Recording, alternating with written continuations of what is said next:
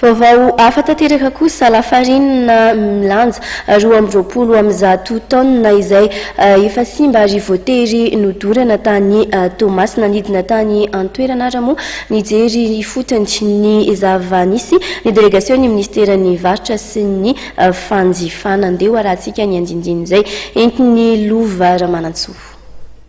Lafarinina milanja 2020 taona mifono ao anaty gony himisa 724 ny voatery nidorana tao amin'ny fitobina fako ao Antanandava Tomasina ny farany herinandro lasiny. Araka ny nambarana tompon'andraikitra dia tsy azo hoanina izy ireo noho ny fahasimban'ny akora vokatra ny tsy fahalavo rarin'ny hifitahirizana izany. Nidina tany atoerana ny delegasion ministeran'ny varitra sy ny fanjifana nijery akaiky ny akora.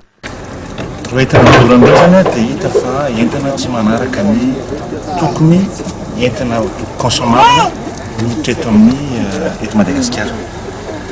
Dia hitan'ny direction régionale ny commerce eto Tomasina izy nalefa ny échantillon nakany Antananarivo dia noverina avany dia hoe tsy consomable intsony zany rehetra amindreo.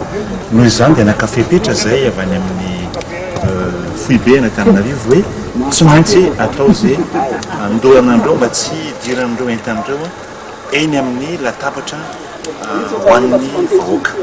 Tao anatin'ny fanarahan-dalàna tanteraka no nandoranareo lafarinina simba sy tsy azo hoanina.